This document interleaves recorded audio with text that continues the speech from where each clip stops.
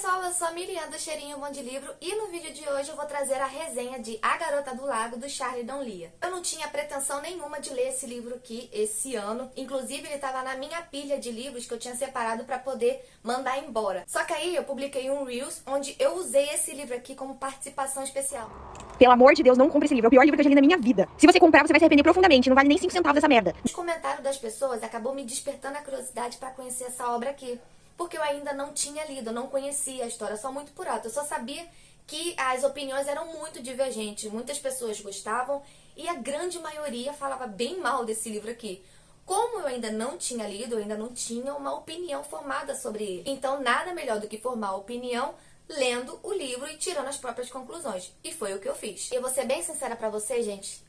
Eu gostei do livro. Esse livro aqui, ele é uma ficção policial, ele é narrado em terceira pessoa e a classificação indicativa desse livro é de 16 anos. Eu sugiro que pessoas mais novas do que essa idade não leiam, porque realmente tem algumas coisas que acontecem aqui que são muito pesadas. Inclusive, o primeiro capítulo, a primeira cena que aparece aqui já é bem perturbadora. Há duas protagonistas nesse livro aqui. A primeira é a Becca, que é uma pós-graduanda em Direito, e ela é muito rica, tem uma vida assim brilhante pela frente. Só que ela foi brutalmente atacada e foi assassinada. A outra protagonista é a Kelsey. Ela é uma jornalista investigativa que acaba de voltar de uma licença porque também ela foi brutalmente atacada, mas a diferença entre ela e a primeira protagonista é que a Kelsey, ela sobreviveu a esse ataque. Ela será responsável em publicar o artigo do caso da Becca. A narrativa intercala entre as duas. Começa falando sobre a narrativa da Becca, meses antes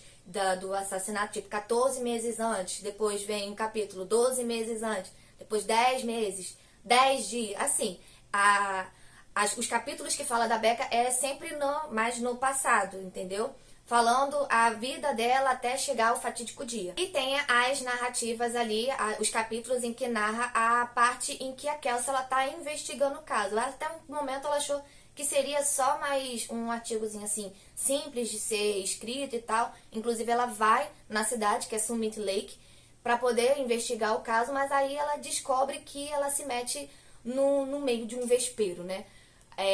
A polícia local não permite que ela faça investigações mais profundas, então ela vê que tem um caso muito mais grave do que ela esperava e isso atiça mais aí o lado investigativo dela e ela vai mais a fundo. Ela coloca em risco não só a vida dela por estar correndo atrás de informações em relação à morte da Becca, como também algumas pessoas que ela acaba conhecendo no lugar. Ela literalmente assume aí o papel de policial investigativa, porque eles realmente não querem que ela chegue na verdade. Então ela sai desafiando tudo que entra no caminho, porque ela acaba pegando pro lado mais pessoal. Porque como ela descobre que elas sofreram basicamente os mesmos traumas, e ela fica se perguntando por que uma sobreviveu e a outra não, ela se sente na obrigação de publicar esse caso como se fosse o último grito da Becca, né? O último grito de socorro, a verdade sendo revelada pra Becca poder falar a verdade, né? Através da Kelsey. É o resumo, bem resumido mesmo, que eu apresento pra vocês. E a partir de agora vai ter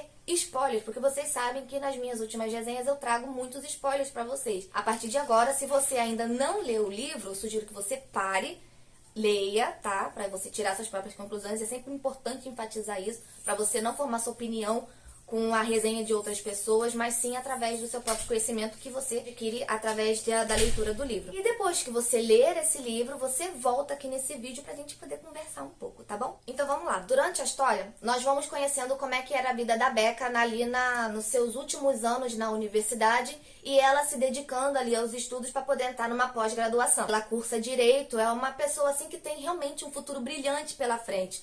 Ela é uma pessoa querida pelos amigos, é uma pessoa muito querida pelos pais, ela é querida por todo mundo, então não havia motivo pra ela parecer do nada morta, entendeu? No círculo mais íntimo de amigos, ela tem 3 em especial, que é a Gale. Ela é a mais neutra ali entre os 4, porque é um quarteto que formam 2 meninas e 2 meninos.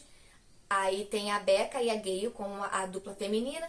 E tem o Jack e o Brad, que é a dupla masculina. Eles formam um quarteto bem legal. O Brad, ele é um rapaz rico, tá ali na mesma categoria que a Becca. E o Jack, ele é um bolsista que tá na universidade de ricos e acabou fazendo amizade com esse pessoal. A Becca, conforme os capítulos A Becca é o tipo de garota que ela não percebe muito o que faz em relação aos rapazes que circulam a vida dela. Ela não percebe que o jeito dela faz os rapazes se apaixonarem. Isso realmente não tá no domínio dela, né? Porque, enfim. Tanto que o ex-namorado de escola, que se chama Richard, tem esperança de ficar com ela até os últimos momentos, entendeu? Parece que fica seguindo ela em vários cantos em que ela vai. Do nada ele aparece, sabe? Então ele realmente tem aquela esperança deles reatarem o namoro, até mesmo porque são da mesma classe social. Então ele acha que pode ter ali um retorno. E tem também um professor que tem uma queda por ela, um homem mais velho. Dá a entender em algumas partes aqui do livro que parece que acontece alguma coisa entre eles. Porém, contudo, entretanto, todavia, o coração da Becca já tem dono. E o rapaz em que ela gosta é revelado aos poucos. E a gente só vai descobrir mesmo, assim, da metade pro final.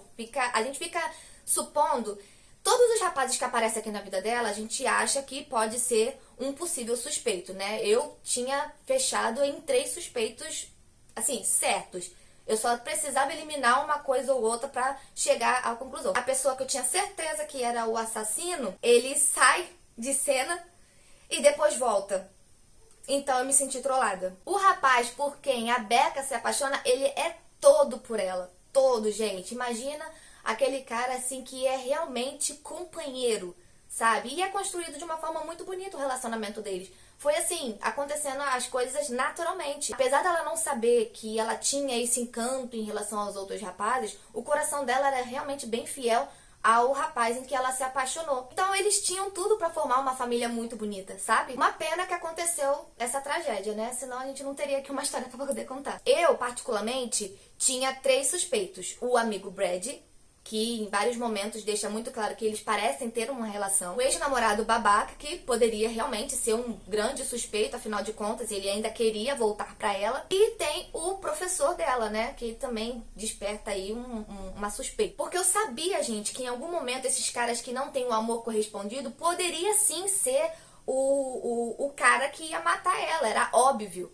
Inclusive, esse cara que tinha sido eliminado era meu primeiro suspeito. Mas, né, em determinado da história ele saiu de cena, a minha suspeita foi pros outros restantes. Era óbvio que ela ia morrer, né, por causa de um amor obscuro, de um maluco aí, de um psicopata. Não vou falar pra vocês quem foi a pessoa que matou, até mesmo porque tem que deixar um pouco de mistério, né, pra vocês poderem revelar, apesar dos spoilers que eu estou soltando. Mas enfim, a escrita do autor realmente prende a atenção. Porque cada capítulo termina com uma puxada de mistério pro próximo. Só que aí o próximo já é a narrativa da outra protagonista. Então fica nesse negócio, caramba, o que tá acontecendo com a Becca? Mas aí eu tô na narrativa da Kelsey. A Kelsey também, ela tá se envolvendo em problema. Aí termina o capítulo da Kelsey com uma puxada pra próxima narrativa dela. Só que aí, na verdade, aparece Becca de novo. Aí a gente fica nessa divisão aí e realmente prende atenção até o final. A gente quer saber o que vai acontecer com as duas. Então eu achei essa pegada aí de 2 protagonistas bem interessante. Deu pra realmente me conectar aqui com a história e me deixar ansiosa pra querer saber o que vai acontecer. Eu gostei aqui nesse livro também é que a Kelsey, ela faz umas amizades bem interessantes enquanto tá fazendo a investigação ali do caso da Becca. E essas amizades que ela faz é meio que instantaneamente, sabe? Ela chega e se dá bem com a moça da cafeteria, que é a Rai, ela se dá bem com um médico da cidade, que é o Peter. Então, assim, são essas amizades que acabam ajudando ela a investigar o caso da Becca. E essas pessoas, elas também se metem em problema por conta disso. Elas participam ativamente dessa investigação.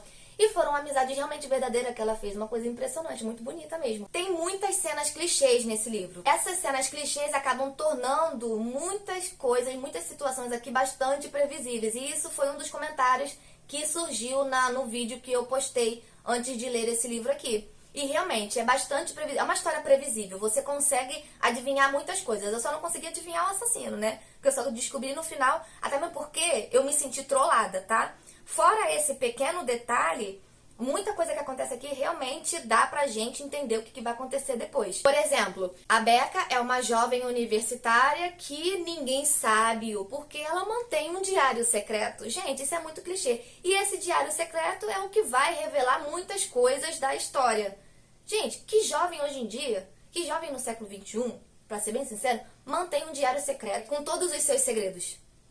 Eu não conheço. Se você for uma dessas pessoas, me conta aqui. Ou não, né? Já que é segredo. Nada contra. Mas assim, é muito raro. Isso aí, esse negócio de diário, essas coisas a gente vê de muitos anos atrás. Não é uma prática hoje em dia. Hoje em dia tem as redes sociais pra gente contar as coisas. Esse diário da Becca se torna a chave do mistério. E eu achei isso muito clichê, você não tem ideia. Outra coisa que eu achei bastante clichê e que eu já havia citado no início é que a polícia local realmente não quer que a verdade seja revelada. Então ela vai fazer de tudo pra poder empacar ali a investigação da Kelsey. Aí a gente fica naquela pergunta, por que a polícia local não quer deixar? Será que é porque envolve famílias ricas que não querem deixar o caso vazar por aí, não quer manchar ali o nome da família local, que é muito importante? Essas coisas vão surgindo assim na mente. Eu não sei por que a polícia é sempre colocada como uma grande incompetente, tanto em livros de suspense, quanto em filmes, quanto em séries. Elas são sempre colocadas como as incompetentes da história que não querem averiguar nada. É bem típico dessas coisas de entretenimento. Outra coisa que eu reparei que é muito comum, inclusive em filmes de adolescente, filmes de jovens, enfim, é que os filhos eles nunca são muito próximos dos pais. Parece que é muito comum eles ficarem guardando segredinhos assim o tempo todo. Porque assim, muita coisa não teria acontecido com a Becca se ela fosse um pouco mais aberta em relação às coisas que ela faz. Faltou um pouco de transparência da parte dela, sabe? Mas acho que é muito comum, né, eles terem esse distanciamento em relação aos pais, enfim. Eu acho estranho. Aqui no Brasil essas coisas assim não tem tão gritante quanto é mostrado das coisas que vêm lá do estrangeiro. Isso é percepção minha, tá? Pode ser cultura do país mesmo, essa distância que acontece entre pais e filhos. Então são essas coisas assim que a gente geralmente já vê nos livros de literatura estrangeira, a gente já vê nos filmes e que realmente torna aqui essa história clichê. Mas, no geral, é um livro bom, é um bom passatempo. Não é o melhor dos mundos, não é o melhor dos suspenses que eu já vi, mas é um livro realmente que te faz ali ficar até o final para poder descobrir o que realmente vai acontecer. Mantém o mistério o tempo todo, atiça a curiosidade e eu achei isso bastante positivo. Eu li esse livro aqui muito rápido, tipo, em menos de uma semana eu já havia concluído. E eu leria em menos tempo se eu não tivesse outros compromissos. Mas foi um bom passatempo. Você pode encarar como se fosse um filme no final da tarde, sabe? Não tem profundidade suficiente pra você ficar pensando muito. E eu com certeza vou ler outros livros desse autor. Realmente me despertou aí a curiosidade pra poder conhecer as outras obras. Eu vou encarar os livros desse autor do mesmo jeito que encarei esse aqui. É uma boa pedida pra quem tá começando no gênero, como eu. Então é isso, pessoal. Eu espero muito que vocês tenham gostado dessa resenha aqui. Se você gostou, não se esqueça de deixar o seu like pra eu saber que você gostou. Se inscreva aqui no canal, caso ainda não tenha sido inscrito. E ativa aí o sininho de notificação para você não perder nenhum conteúdo desse canal maravilhoso. Um beijo e até o próximo vídeo. Tchau!